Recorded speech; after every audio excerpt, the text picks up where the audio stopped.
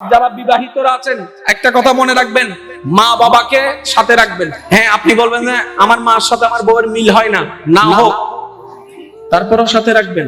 আপনি মা বাবার কাছে যাবেন সন্তান হিসেবে, বউয়ের সামনে যাবেন স্বামী হিসেবে। আপনার ভিতর কিন্তু দুইটা চরিত্র বহন করতে হবে, একটা হচ্ছে সন্তানের চরিত্র আর একটা হচ্ছে স্বামীর চরিত্র। স্বামীর চরিত্র প্রাধান্য দিতে গেলে সন্তানের চরিত্র হক নষ্ট হয়ে যাবে, সন্তানের চরিত্রের প্রাধান্য দিতে গেলে স্বামীর চরিত্র নষ্ট হয়ে যাবে। কিন্তু দুইটা চরিত্রই আপনাকে হাসরের ময়দানে জবাবদিহি করতে হবে। স্বামী হিসেবেও জবাবদিহি করতে হবে, সন্তান হিসেবেও জবাবদিহি করতে হবে। সেজন্য সবসময় মাথা ঠান্ডা রেখে মধ্যম পন্থা অবলম্বন করবেন। আপনার স্ত্রীকে আপনি রুমের ভিতরে গিয়ে যা বুঝানোর বুঝাই ফেলেন, এতটুকু বলবেন, যতদিন আমার মা বাবা বেঁচে থাকবে কর্তা তারাই। যখন তারা চলে যাবে তুমি একাই কর্তা হতে পারবা। কিন্তু আমি চাই না আমি সেই কাজটা করি যে কাজটা আমার সন্তানেরা আমাদের সাথে করলে আমরা সহ্য করতে পারবো না, ওই কাজটা আমি আমার মা বাবার সাথে করতে চাই না। আপনাদেরকে শুধু একটা কথা বলবো, ওই যে বললাম সবকিছু রবকে খুশি করার এক একটা বাহানা। আর পৃথিবী তো এমনও নজির দেখেছে, কেউ একজন মাকে পানি খাওয়াতে গিয়ে সারা রাত দাঁড়িয়েছিল বলে এই একটা কাজে রব এত খুশি হয়েছেন, ডাইরেক্ট আব্দুল্লাহ থেকে বলি আল্লাহ বানাই দিয়েছেন। একটা কাজ, সেজন্য আমি প্রায় সময় বলি, একটু করেন, অল্প করেন, কোয়ালিটি ফুল করেন, দিল থেকে করেন, রবের জন্য করেন। এতটুকু যেটা বলতে পারেন, ইয়া রব, আজকের সিজদাটা কোনো কারণে দিই নাই, কোনো স্বার্থে দিই নাই, মাওলা তোমাকে রাজি করার জন্য দিয়েছি, তোমাকে খুশি করার জন্য দিয়েছি। যতই ব্যস্ততা থাকুক নামাজ ছাড়া যাবে না। জোরে বলেন, নামাজ ছাড়া যাবে না। যখনই আজানের ধ্বনি আপনার কানের মধ্যে ধ্বনিত হবে, আল্লাহু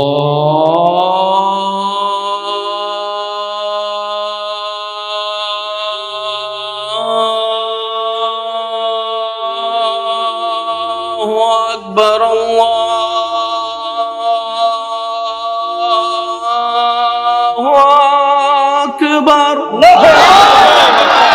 সমস্ত কাজ পিছনে ফেলে নামাজের দিকে যাবেন। যে যে পরিস্থিতি থাকেন না কেন, চাকরি হলে চাকরি, ব্যবসা হলে ব্যবসা, আপনার সময় মতো আপনি টাইমটা বের করে নেবেন। এটা বলিয়েন না আমার কাজ আছে, বলবেন যে আগে আমার নামাজ আছে। রব তো তাই বলে, তোমরা বান্দরবন জাহাজের সৌন্দর্য দেখে পাগল হয়ে যেও না, এটাও একবার ভাবিও, কে এত সুন্দর করে পাহাড়গুলোকে বানাই দিয়েছে, কে এত সুন্দর করে পাহাড়গুলো বানাই দিয়েছে।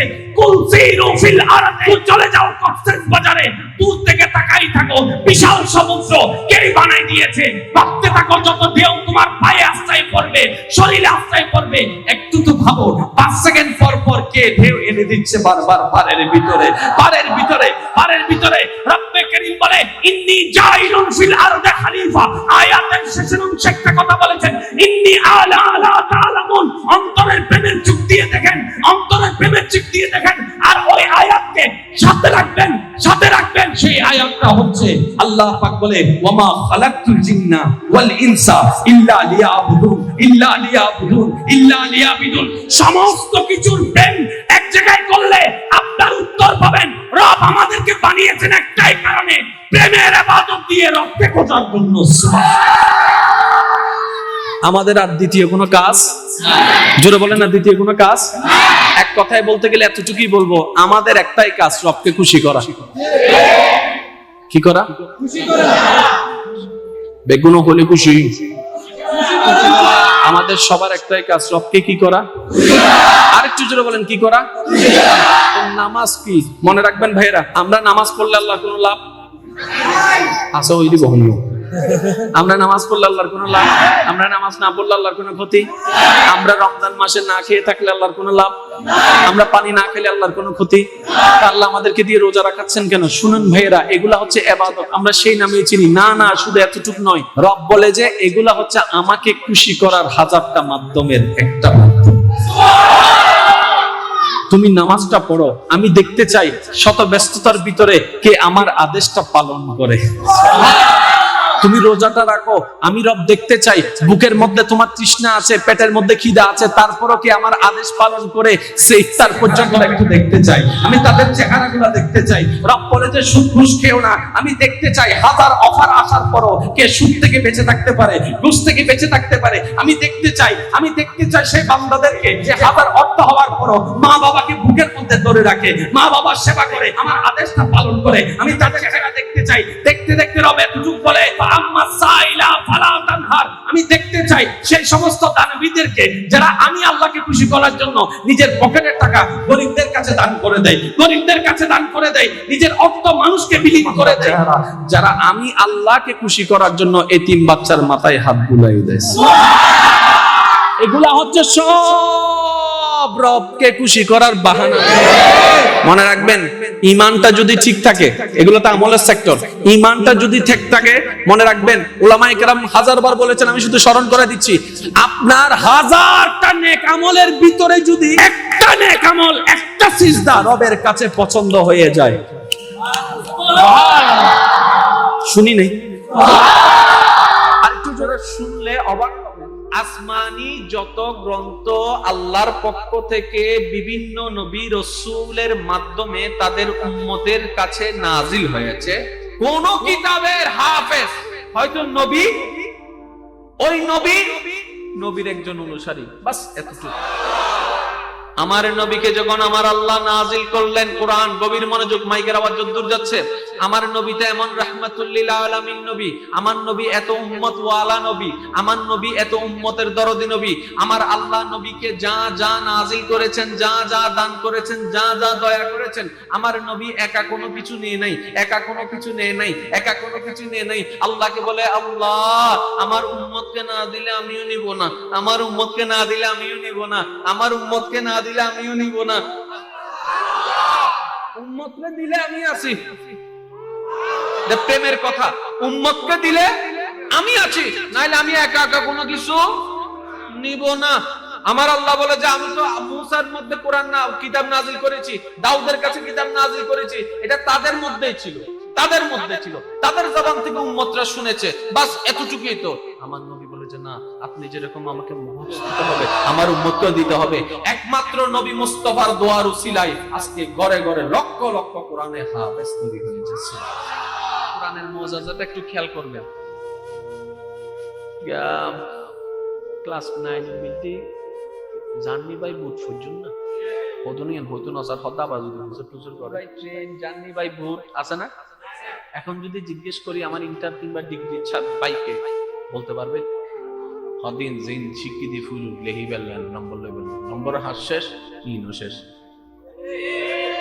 যতটুক দরকার বাস ততটুক, কাম শেষ, দরকারও নাই, ঠিক না বেটি? a plus b whole square is equal to a plus b whole square is equal to a square plus twice ab plus b square sin theta cos theta পড়া হয়েছে কি হয় নাই? ত্রিকোণমিতি পরিমিতি কয়গুলো এখানে রাখ, ক্লাস 10 পর্যন্ত। আর উপরে যাইয়া যদি বলে যে হায়ার ম্যাথ, ওই জীবনত লইতেন না। কি রে ভাই, যুবকরা কথা বলেন না। এখন এই কথাগুলো হায়ার ম্যাথের কথা, তারপর sin theta cos theta এর কথা আমার দাদা নানারা বুঝবে? দাদা নানার কাছে তো এই কথাগুলো শুনে তো চাইনিজ ভাষা মনে হচ্ছে। আপনারা তো বুঝেন, আপনারা একটু তো আওয়াজ দিবেন, নাহলে আমি কিভাবে আগাবো? একটু খেয়াল করব, প্রত্যেকটা জিনিসের একটা নিয়ম আছে। আমি যদি জিজ্ঞেস করি আমার ভাই পারফেক্টলি ভাবে বলতে পারবে না, আমিও পারবো না, কিন্তু কোরআন মুখস্থ করে রেখে দেয় মাসের পর মাস, মাসের পর মাস। ওই রমজান আসার 1 মাস আগে থেকে আবার একটু, রমজান আসার 30 দিন 15 দিন 18 দিন আগে কোরআনটা বের করে তারপর আমার হাফেজে কোরআন ভাই যারা আছেন তারা আবার একটু পড়া শুরু করে, কারণ সামনে তারাবি।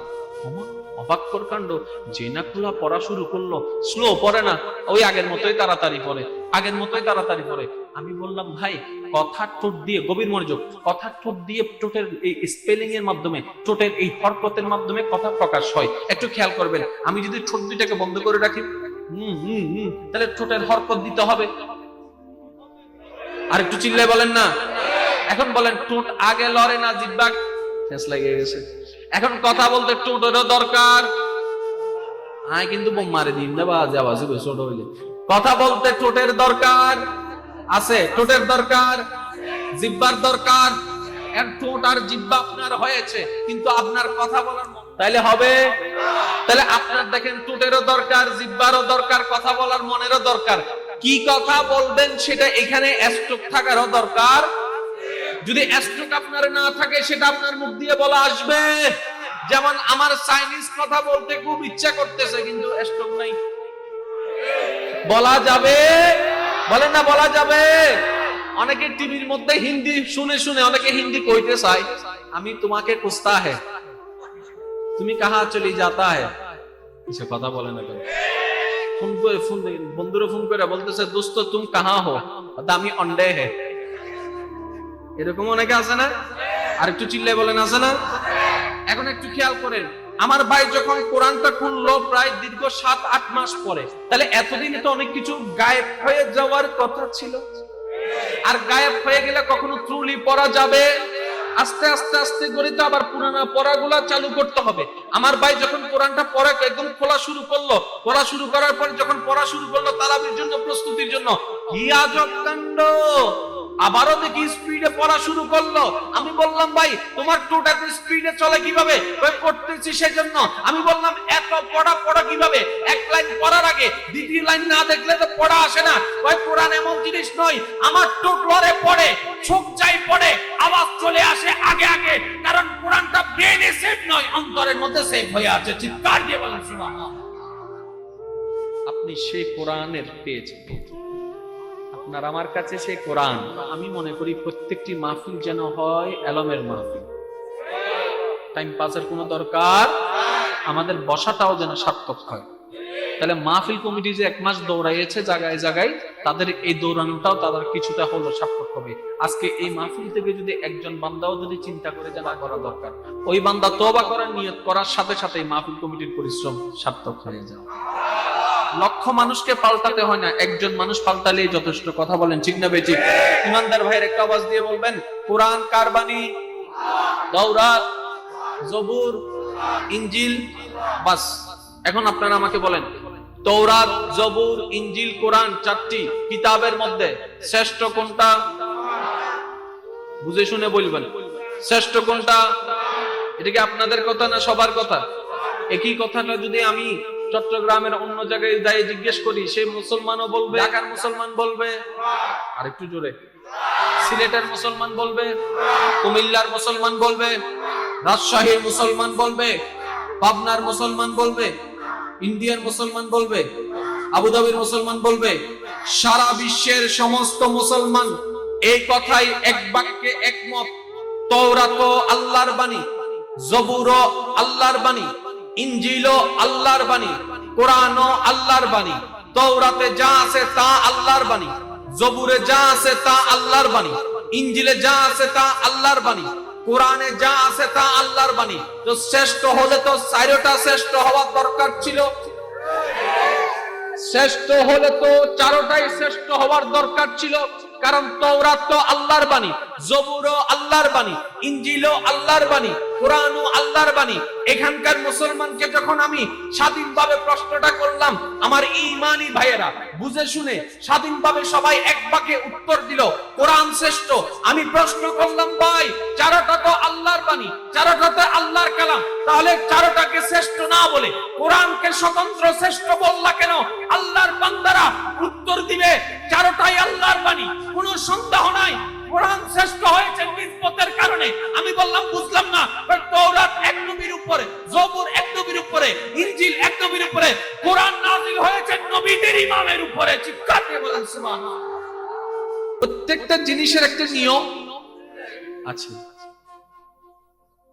আমি যদি জিজ্ঞেস করি, আমার ভাই পারফেক্টলি ভাবে বলতে পারবে না, আমিও পারবো না, কিন্তু কোরআন মুখস্থ করে রেখে দেয় মাসের পর মাস, মাসের পর মাস। ওই রমজান আসার 1 মাস আগে থেকে আবার একটু, রমজান আসার 30 দিন, 15 দিন, 18 দিন আগে কোরআনটা বের করে তারপর আমার হাফেজে কোরআন ভাই যারা আছেন তারা আবার একটু পড়া শুরু করে, কারণ সামনে তারাবি। অবাক্যর কাণ্ড, যে না খোলা পড়া শুরু করলো, স্লো পড়ে না, ওই আগের মতোই তাড়াতাড়ি পড়ে। আমি বললাম ভাই, কথা ঠোঁট দিয়ে, গভীর মনোযোগ, কথা ঠোঁট দিয়ে ঠোঁটের এই স্পেলিং এর মাধ্যমে, ঠোঁটের এই হরকতের মাধ্যমে কথা প্রকাশ হয়, একটু খেয়াল করবেন। আমি যদি ঠোঁট দুইটাকে বন্ধ করে রাখি, তাহলে ঠোঁটের হরকত দিতে হবে। আর একটু চিল্লায় বলেন না। এখন বলেন, ঠোঁট আগে লড়ে না, জিহ্বা ঠেস লেগে গেছে। এখন কথা বলতে ঠোঁটেরও দরকার। হ্যাঁ, কিন্তু বোম মারে দিন না, বা আওয়াজ হবে ছোট হইলে। কথা বলতে ঠোঁটের দরকার আছে, ঠোঁটের দরকার, জিহ্বার দরকার। ঠোঁট আর জিহ্বা আপনার হয়েছে, কিন্তু আপনার কথা বলার তাইলে হবে। তাহলে আপনার দেখেন, ঠোঁটেরও দরকার, জিহ্বারও দরকার, কথা বলার মনেরও দরকার। কি কথা বলবেন সেটা এখানে স্টক থাকারও দরকার। যদি স্টক আপনার না থাকে, সেটা আপনার মুখ দিয়ে বলা আসবে। যেমন আমার চাইনিজ কথা বলতে খুব ইচ্ছা করতেছে, কিন্তু স্টক নাই। বলা যাবে, বলেন না বলা যাবে। অনেকে টিভির মধ্যে হিন্দি শুনে শুনে অনেকে হিন্দি কইতে চায়। আমি তোমাকে খুঁজতা হে, তুমি কাহা চলি যাতা হে, সে কথা বলে না কেন। বন্ধুরা ফোন করে বলতেছে, দোস্ত তুম কাহা হো, আমি অন্ডে হে। এরকম অনেকে আছে না? আর একটু চিল্লায় বলেন, আছে না? এখন একটু খেয়াল করেন, আমার ভাই যখন কোরআনটা খুললো প্রায় দীর্ঘ 7-8 মাস পরে, তাহলে এতদিনে তো অনেক কিছু গায়েব হয়ে যাওয়ার কথা ছিল। আর গায়েব হয়ে গেলে কখনো ট্রুলি পড়া যাবে? আস্তে আস্তে আস্তে করে তো আবার পুরানা পড়াগুলা চালু করতে হবে।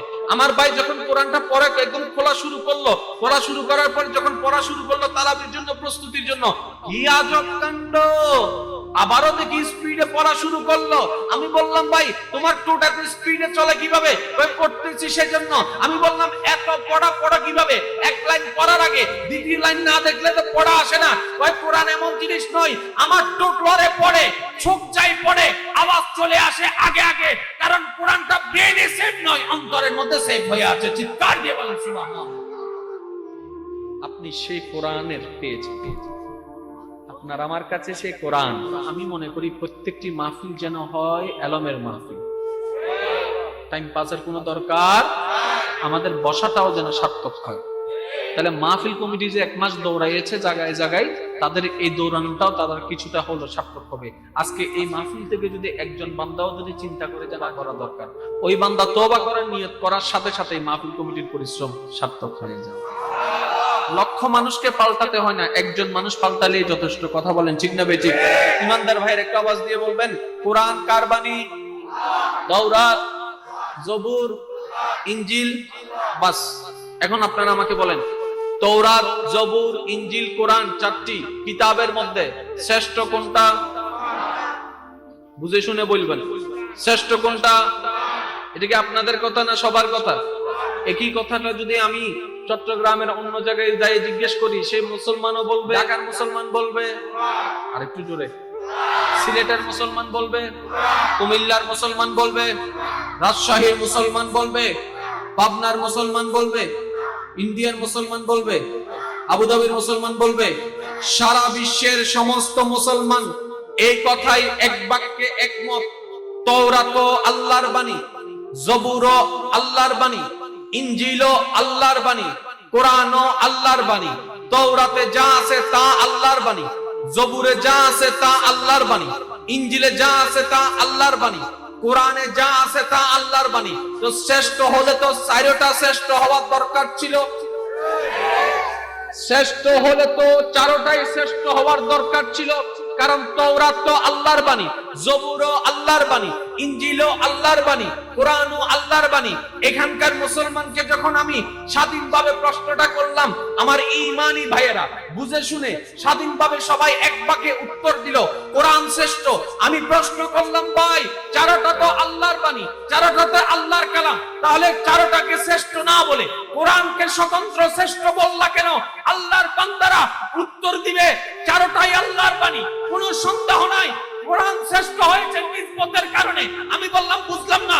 তাওরাত এক নবীর উপরে, জবুর এক নবীর উপরে, ইনজিল এক নবীর উপরে, কোরআন নাযিল হয়েছে নবীদের ইমামের উপরে। চিৎকার দিয়ে বলেন সুবহানাল্লাহ।